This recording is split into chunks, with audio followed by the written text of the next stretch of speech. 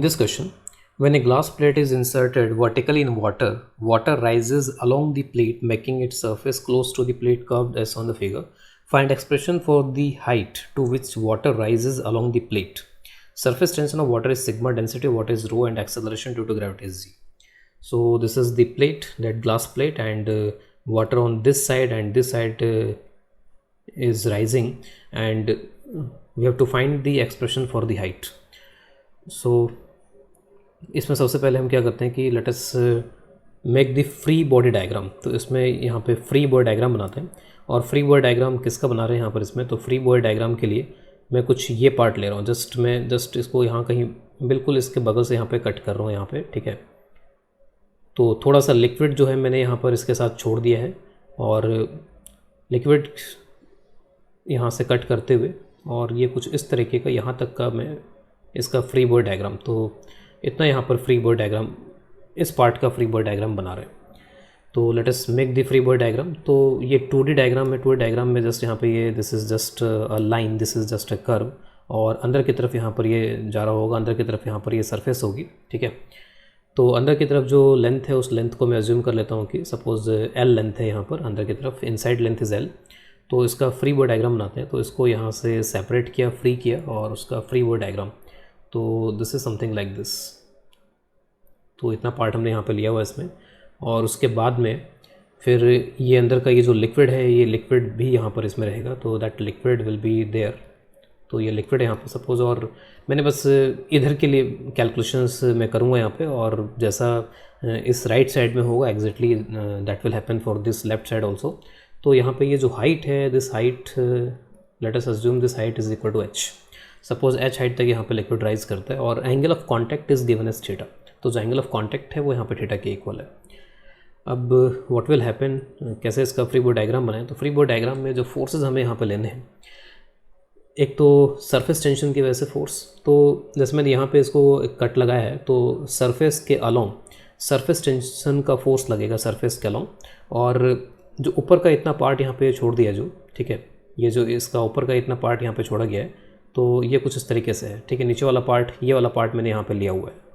तो जो नीचे वाला पार्ट है वो ऊपर वाले पार्ट को अपनी तरफ ऐसे पुल कर रहा होगा, force due to surface tension along the surface, और इस तरीके से नीचे वाले पार्ट को ऊपर वाला पार्ट ऐसे पुल कर रहा होगा, ठीक है। तो I am going to show this force. तो ये वाला फोर्स यहाँ पर हम दिखा देते हैं इसमें, और ये फोर्स कितना हो जाएगा। तो सरफेस टेंशन है सिग्मा, और सपोज जो लेंथ है वो लेंथ L के इक्वल। तो अंदर जो यहाँ पर ये अंदर की तरफ यहाँ पे सरफेस ऐसे अंदर जा रही है यहाँ पर, तो ये हर जगह पे इस तरीके से ऐसे फोर्स लग रहा होगा। टोटल लेंथ अगर L के इक्वल है, तो ये सारे फोर्सेस का जो समेशन है that will be sigma into L, ठीक है।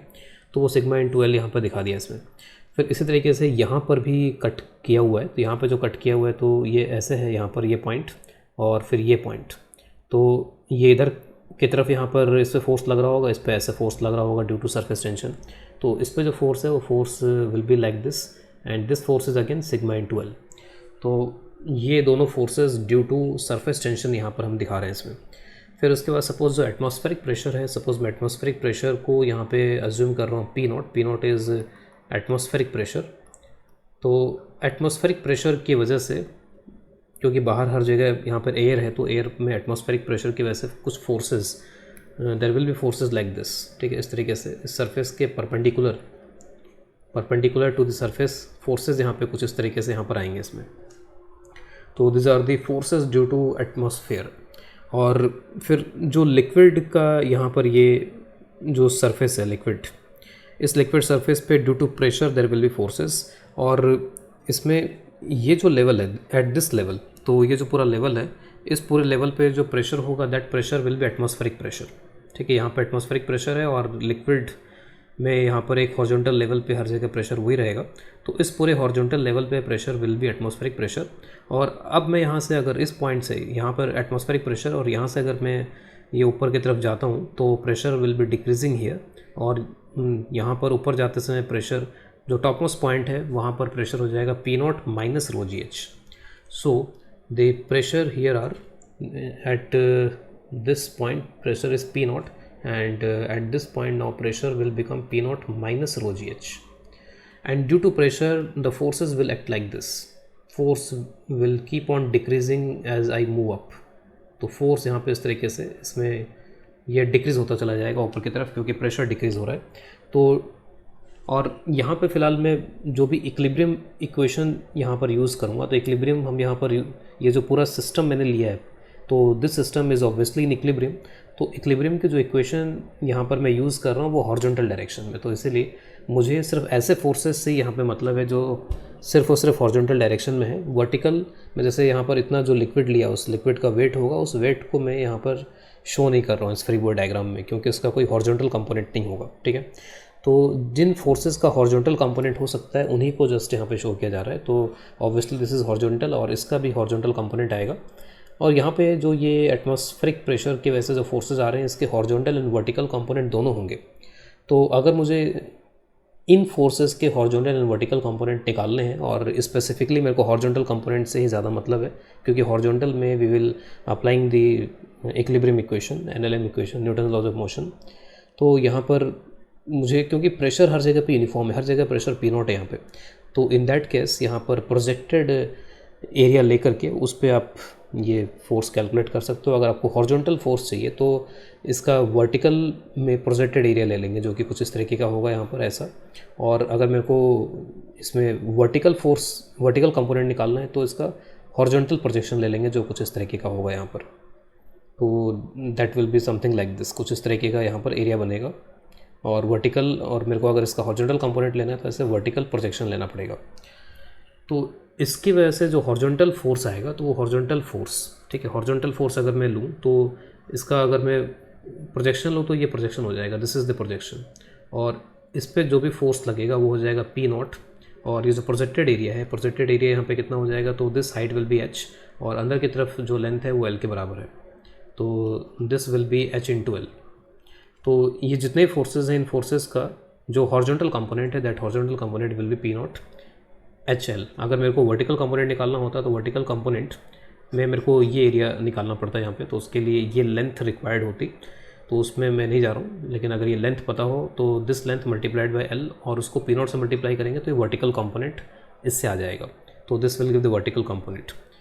तो एक तरीका तो यहाँ पर ये, दूसरा तरीका यहाँ पर ये हो सकता है इसको कैलकुलेट करने का कि जस्ट मैं इस पार्ट को यहाँ पे ले रहा हूँ और इसको टच करता हुआ जो यहाँ पे एटमॉस्फेयर है, उस एटमॉस्फेयर को मैं ऐसे दिखा रहा हूँ। ये टच कर रहा है एटमॉस्फेयर इसको, लेकिन मैं इसको थोड़ा सेपरेट दिखा रहा हूँ। और एटमॉस्फेयर का मैं कुछ इतना पार्ट यहाँ पे ले रहा हूँ। तो एटमॉस्फेयर का ये जो पार्ट है, अब इस पर जैसे इसके ऊपर तो फोर्स ऐसे लग रहे हैं, तो इसके ऊपर जो फोर्सेज हैं, this forces are like this, और इसी का एक्शन रिएक्शन, तो एक्शन रिएक्शन इस पर जो फोर्सेज लगेंगे वो कुछ ऐसे लगेंगे। और इसका ये जो पार्ट है यहाँ पर, इस पर ये फोर्स ऐसे लगेगा, और ये simply P naught into H L हो जाएगा। और ये जो पार्ट है इस पर फोर्स ऐसे लगेगा। तो जस्ट कंसंट्रेट आप इस पर करो कि ये जो मैंने एयर एलिमेंट ले रखा है, ये जो मैंने एयर एलिमेंट लिया हुआ है, इस पर नेट फोर्स जीरो कर देते हैं। तो नेट फोर्स अगर इस पर जीरो करते हैं तो ये जो फोर्सेज हैं, इस तरीके के जो फोर्सेज हैं, इन फोर्सेज के दो कंपोनेंट्स हैं, one is right, one is upward. तो राइट जो कंपोनेंट है उसको बैलेंस ये कर रहा है, तो इसका मतलब जो राइट कंपोनेंट्स हैं, those right components are equal to this. और फिर इसके लिए भी जो हॉरिजॉन्टल लेफ्ट कंपोनेंट होंगे वो P naught into H L ही हो जाएगा। तो इस तरीके से भी हम इसका ये जो फोर्सेज हैं, इन फोर्सेज का हॉरिजॉन्टल कंपोनेंट पता कर सकते हैं, towards left P naught into H L. तो ये जो सभी फोर्सेज हैं, all this forces have net horizontal component P not H L. तो मैंने इसको अलग से यहाँ पर दिखा दिया इन सभी फोर्सेज के बदले में। अब नाउ व्हाट अबाउट दिस, यहाँ पे जो प्रेशर फोर्सेस लग रहे हैं, इन प्रेशर फोर्सेस का रिजल्टेंट कितना है यहाँ पे, तो उसके लिए कई सारे टेक्निक्स हम यहाँ पे लगा सकते हैं। तो इसमें या तो हम इंटीग्रेट कर सकते हैं, क्योंकि प्रेशर वेरी कर रहा है और प्रेशर लीनियरली वेरी कर रहा है, तो इंटीग्रेट करके वी कैन फाइंड, तो ईजिली इंटीग्रेट करके फाइंड कर सकते हैं। या फिर इसमें जब प्रेशर इस तरह से लीनियरली वेरी कर रहा हो तो सिंपली एवरेज प्रेशर यहाँ पे निकाल करके और उसको एरिया से मल्टीप्लाई कर सकते हैं। तो ये जो सारे रेड फोर्सेस हैं, इन रेड फोर्सेस का जो रिजल्टेंट है, ठीक है, वो रिजल्टेंट यहाँ पे हो जाएगा average pressure multiplied by area. And this average pressure will be, सबसे यहाँ पर इस पॉइंट पे प्रेशर कितना है पी नॉट, और यहाँ पे कितना प्रेशर है पी नॉट, तो एक सिंपल एवरेज हो जाएगा P not minus rho ji H divide by 2। तो दोनों प्रेशर स्क्वायर्ड किया, डिवाइड बाई 2 कर दिया, तो this will give the average pressure. और एरिया सिंपली यहाँ पर एच इंटू एल है, तो ये हो जाएगा P not minus rho ji H by 2 H/L। और इस तरह की जो सिचुएशंस हैं, इन सिचुएशंस में यहाँ पर one more thing can work कि फोर्स निकालने के लिए जो सेंटर ऑफ मास है वहाँ पर आप प्रेशर निकाल लो, pressure at centre of mass multiplied by area कर दो। तो सेंटर ऑफ मास पे अगर प्रेशर निकालूंगा तो P0 तो रहेगा ही, और सेंटर ऑफ मास कहाँ पर होगा, तो यहाँ से h/2 हाइट पर होगा, तो P0 तो रहेगा ही, और h/2 हाइट पे होगा तो ρg h/2। ठीक है, तो you can do like this also, इस तरीके से भी कर सकते हैं। ठीक है, तो इंटीग्रेशन या फिर ये टेक्निक या फिर ये टेक्निक, ठीक है, इस तरीके से we can find the force.